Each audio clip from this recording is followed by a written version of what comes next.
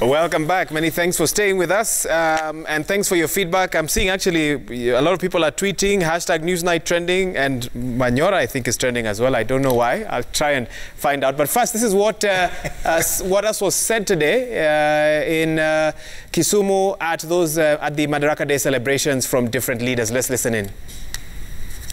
Sasa tunasema tunataka tu mwanzo mpya yale ambayo mmeanza. Hii mwanzo ni kwanza kuunganisha Wakenya wewe kama kitu kimoja. Bila hiyo hakuna maendeleo. Na hiyo ndio maana ya handshake ambayo tulifanya mimi na wewe. Ya kuleta Wakenya bila kuangalia wewe ni kabila hii au kabila hii, wewe ni Mkenya. Hiyo ndio sisi tunataka. Na tukifanya haya tutaweza kumudu mambo mengi zaidi. And that is why today I want in particular to thank the Right Honorable Raila Amolo Odinga for embracing national pain over his personal gain when we did the handshake. What is more, and many do not know that, is that he did this without asking or demanding anything from me. And I want to say today that whatever the future holds, I look forward to working with him and all Kenyan leaders and Kenyans to build a better, brighter, more united and prosperous Kenya, East Africa and Africa. Nimesema asante Jacomo na kwa viongozi wenzako wengine wote. I want to laud your 2 days launch of various projects in this county and in this region. It is a testimony that there is a government that works and delivers. All right. Do we have some tweets? Let's put up one or two of them very quickly, because I know viewers have a lot to say about this conversation this evening. Cornelius Bet says, from neglecting COVID-19 protocols to condemnation of judiciary by our leaders, today's Madaraka Day was the lowest we've ever been. Okay, concerned viewer there. All right, let's take a look at another one. Charles Kipkei, Dr. Barak Muluka is spot on. A national conversation on constitutional change must operate within the provisions of the same constitution. There is a law on changing the law. Okay. Let's see what else is being said. I'll also look at SMSs shortly. Marco Seno says, the president's speech was very reconciliatory and full of wisdom. He equipped all stakeholders, including the judiciary, to have a very deep reflection on the future of our country. BBI only came in as an example. Okay, that coming in from Mark. Let's see what else we have. Ototo Harun says the will of the people without respect to the rule of law is mob justice. It doesn't matter the number of people who participate in mob justice, it is against the law. All right, I think we have one or two more to go through. Emphantus Mutiga from Embu says, handshake is working. I wish the DP would be brought closer. The political broth would taste better. Indeed, this is history made. Okay, Emphantus. Let's see what else Kenyans have to say this evening. It's Kipleting says, High Court judges were very categorical on their ruling. Presidents swore to respect, uphold and protect the Constitution. Let's give the judiciary space to perform their constitutional duty independently. And do we have any more? Okay, I'm told we can take one or two more. Nyantika Chester says, you say the major problems that have plagued Kenya for a long time are negative ethnicity and graft. If we do away with the two, then we'll have solved a myriad of problems stemming from those two vices. Okay, and the last one this evening. Okay, Alex Owiti says, extraordinary times have led us to extraordinary events. 2010 Constitution came as a result of the Serena Declaration. A political process may not be cured by the tenets. If the interest is for posterity, why can't we give it a chance? Man made the law. All right, gentlemen, we agreed we are taking this discussion forward. Let's focus on some of the other speeches. Madaraka in Kisumu today, and you heard what the president had to say. A very interesting statement. He said that Honorable Raila Odinga approached the handshake without asking or demanding anything, and in the future, he looks forward to working with him and other Kenyan leaders to build the country. Sometimes they say it's what was said and what was not said that is significant. What did you take out of statements like that by the president? I think they indicate the future beholds. For a start, it could be an oblique way of saying that this is the person I'm eyeing to succeed me. They have, of course, been beholden to one another for quite some time, but he perhaps had to be a little more cautious because he remembered that there are other people to whom maybe within certain quiet sanctums he has also probably indicated that he might want to lend them support. I don't know, when you listen to these people, you see that the garb of the opposition has been taken away. They have removed it, and many times they are trying to hobnob around with the president and to try and seek possibly to be endorsed. But very significantly, he talks about gain and pain. It could be the pain of defeat, or it could be the pain of perception that his election has been stolen, or it could even be both. And here is a question where we must now ask ourselves, what is it that really bites? Because the president said one or two other things, and some of the people sending their tweets have talked about negative ethnicity. Number one, for me, it has got to do with the architecture, design, and philosophy of the state, the Kenyan state. Chief Justice Emeritus Dr. William Mutunga described ours as a bandit economy. President Uhuru Kenyatta famously said, "Tunakula mukimeza mate." And today he talked about the national cake. I'm sure Mr. Manyora heard that. He has accused me of not having listened, not having heard. He must have heard that we think about the institution of the state in eating terms. And so when Raila Odinga went to the president, he did not ask him that he also wanted to eat something.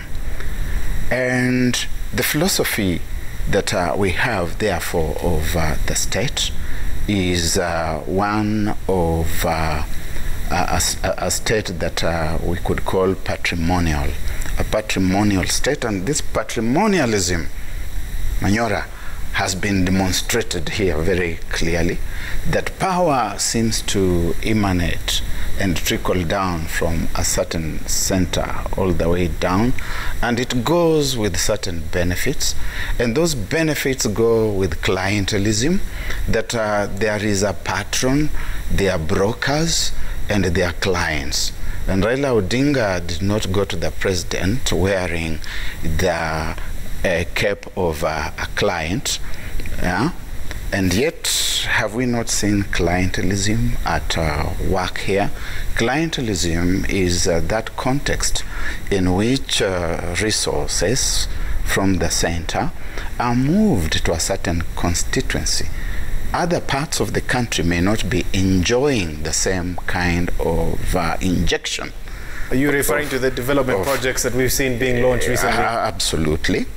They fall within the docket of clientelism, the politics of the pork barrel, that you fill certain barrels with pork while others are empty, but you use the common resource.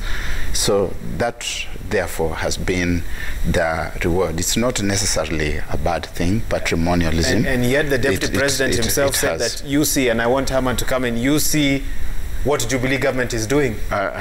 He's part of that government. He's part of that patrimonialism, where to pacify certain people, you have to give them certain tokens of development, and there is an exchange.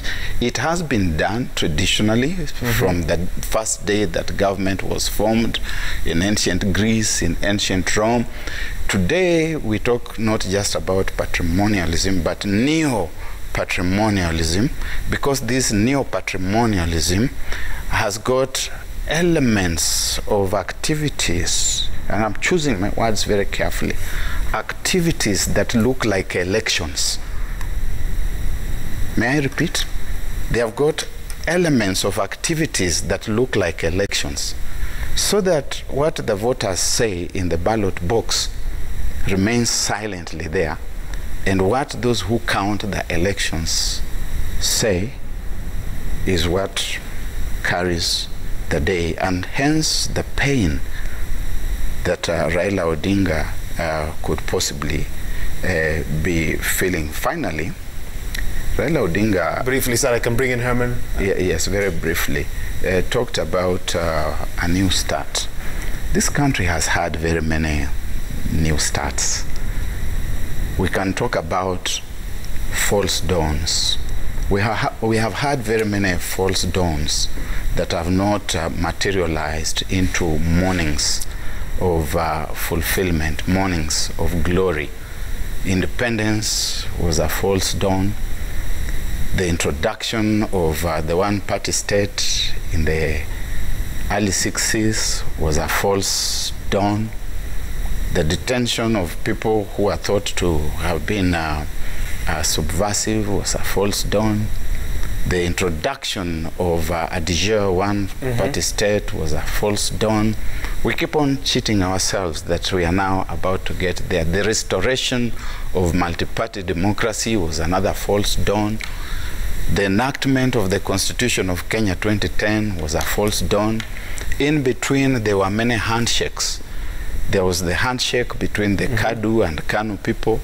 There was the handshake between Raila Odinga and President Moi in 1998. There was a handshake of Odinga. Let me bring you to 2018. Was that also under the definition that you're giving? That Yes, it's a false dawn, because we have sidestepped what really ails this country. Okay. And what ails this country is electoral injustice. Hang on there. Manyora, come in. Yes. A couple of weeks back, you made a prediction that on this day, 1st of June 2021, the country will know who the president might support next year during that election. It was in my video last Saturday. Which many viewers have tagged us on actually for this program and said, ask him about that. And Boni Khalwale hit me today on Twitter and many others that where was the announcement? Did anybody expect the president to call Raila ambia ashike mkono ambia huyu sasa? But you have shown the speech there. What was that? What is that speech? You don't even need to be an expert. If the media, which speech? If the what you showed when Uhuru was speaking, what was he saying? Monica. What was Uhuru saying? Can we get that speech? Repeat for the viewers. If we can pull that up, because Barack doesn't seem to have gotten the same. I did. You did. I did, and I said that it was his oblique way. Oblique way. Yes. Let's play it. Let's play it one last time. And that is why today I want in particular to thank the Right Honorable Raila Amolo Odinga for embracing national pain over his personal gain when we did the handshake. What is more, and many do not know that, is that he did this without asking or demanding anything from me. And I want to say today that whatever the future holds, I look forward to working with him and all Kenyan leaders and Kenyans to build a better, brighter, more united and prosperous Kenya, East Africa and Africa. Nimesema asante Jacomo na kwa viongozi wenzako wengine wote. Manyora, what's your I can't say more than that. Although you can see there's a bit of borrowing from the concession speech by McCain, whatever future holds. Yeah. That's it. They couldn't say more than that. If the journalists who are there had been prepared, and I want to believe they are tough journalists, if they had focused their cameras on Mudavadi and Kalonzo, you could have seen the kind of agony I saw on the face of Mudavadi in Mount Elgon, when for the first time in public, President Moi asema ni huyu mzee Uhuru Kenyatta. You could see the pain on the face of Mudavadi then. If the cameras had focused on those gentlemen, Kalonzo and Mudavadi and anybody else, I don't put Gideon there. He doesn't belong that category. He knows the game. He's part of the game. You could have seen the pain. That's why Muluka says he had to be oblique, he had to be careful, because the people who have been promised, they will need to keep believing it for a little while. He said it all. There's nothing more to say. Where does that leave the deputy president? You haven't mentioned his reaction. Did you watch the speech? Did he appear to? Followed it. Did he give him any consideration in his speech or anything? He's outside the picture, and that was from the day of the handshake on the 9th of March 2018. Ruto was completely out. He's not in the equation. In their trajectory is nowhere. They are moving forward without him, and it was evident, and it has been evident for a while. But today was a major day. I don't know how long President Uhuru is still in Nyanza. I can tell you, if he's still there, he's likely to say something else, now even more open. But that was enough to me. Gentlemen, we need to close this discussion. Way forward. Let me start with you, because you've actually started on that. So what are we then going to see moving forward, with or without BBI? I do not believe for a moment anybody has stopped the BBI. There's only one quarter that can stop BBI. President Uhuru Kenyatta and Prime Minister Raila Odinga. Those two can stop BBI. If, for example, maybe they were playing games, they were playing each other. But I think where it has reached is unlikely that Uhuru is not in this thing with his heart. And so is Raila.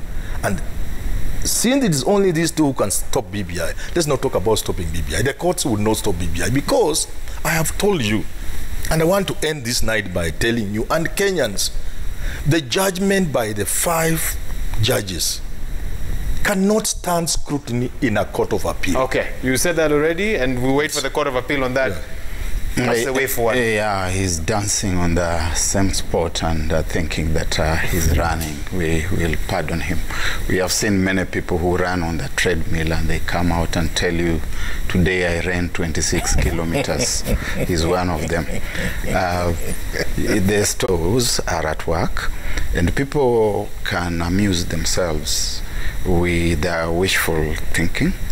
I do hope that His Excellency the President is not going to be one of them, and that he can have an epiphany moment, and on the basis of that he can rethink the path that has been taken. And I suspect that he has already done that, because when I look at the issues that he has raised in his appeal, they actually touch almost exclusively on the court's determination that he broke the law, that he can be sued in his personal capacity. That is something that the president needs to have corrected and to have annulled before the courts. Because if he doesn't sort it out, he's going to live with that slur for a very long time to come, and we also don't know what it could lead to eventually. That he has got to sustain.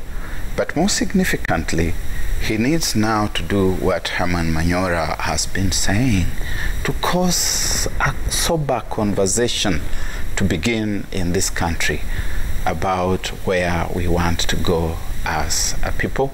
It cannot be done through altercations and hostile contestations.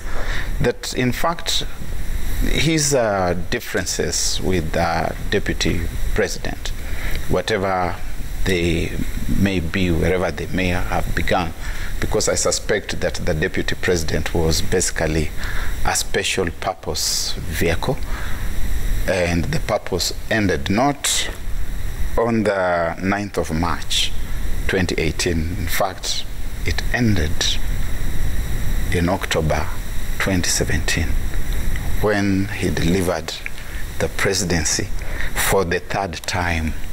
For the third time in just under 5 years. Then the moment came to dispense with him. Unfortunately, they seem to be opening up another avenue of hostile contestations, which the country does not need. Can they sit together, hold a conversation about the future? I've always wondered what is so difficult about the boss saying, William, tomorrow, 6 o'clock, I want you in State House. I want to talk to you. And he should be able to tell William that as your boss, I don't like ABCD. Could you please refrain?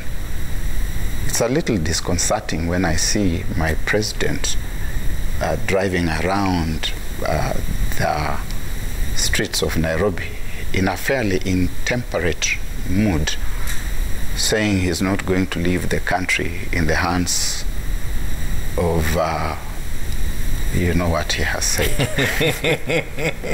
So let us have a conversation. Could I have half a second? A conversation. Half a second, Half not a a second, minute. and we are doing parting shots now because we do need to wrap this up. You want me to? And as you give that, what's your message to Kenyans? Herman Manyora, they are watching tonight, Madaraka Day. They are dealing with they're not even thinking about the election.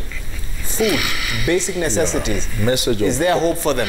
Message of hope, and our leaders, and I've repeated this many times, if they continue pushing the common man to the wall, this country is going to have a revolution. It will be ugly and nasty, and nobody will come out happy. Least of all, those who are currently messing the economy of this country, the thieves who are stealing our money. I'm aware and I'm awake to all these problems. But I'm saying there must be hope. We have been told through the handshake and BBI, they could deliver hope. Let's hope so. I wanted half a minute to say, when you talk about the president only attending to one issue, it is because that touches on him, like you have said. There will be those who will go to the Court of Appeal to show the Court of Appeal that all those issues are irrelevant to the amendment of the Constitution. Allow me to end up by reminding Barack and the rest of us that there were 8 petitioners before the High Court. And the issues were distilled into 17 or 21, as you say. I want to ask one question. How if there were 10 petitioners? Wahiga, supposing there were 50 petitioners, supposing there were 100 petitioners, with 1,000 issues, that is how you can see the courts went astray. They attended to all the petitioners and all the issues raised. You get it? I had thought during the status conference, what the High Court would have done is to isolate for determination those issues that are relevant to the amendment of the Constitution. But the 8 could be 50. They could have been 100 with 2,000 issues. You get the point I'm trying to make? And that was your parting shot. Yes. Your friend Nelson Harvey concerned about your interpretation of the law this evening. Absolutely. You see, the law, but Harvey is Harvey is not the final authority. Harvey has lost many cases in court, just as he has won many cases. We won't open up that discussion. Lawyers always tell us it is very clear, but then they go to court and lose. Next time, even the same case, they appeal, they win. So Harvey, I'm don't sure cite Harvey has said. Harvey is saying it doesn't make it correct. Harvey and all of you lawyers out there, I'm sure you have followed this conversation and you have seen where the problem emanates, but we shall not dwell there. In any event, these matters are coming up before the courts. Let us see how the court is going to What's your adjudicate. message to Kenyans? My message to Kenyans is that they should not allow themselves to get emotionally entangled in these things, that let the processes go on, and howsoever the Court of Appeal determines the matter, it shall determine it. If it moves on to the court of the Supreme Court, so be it. And in the end, whatever determination the courts come up with, Kenyans should respect it.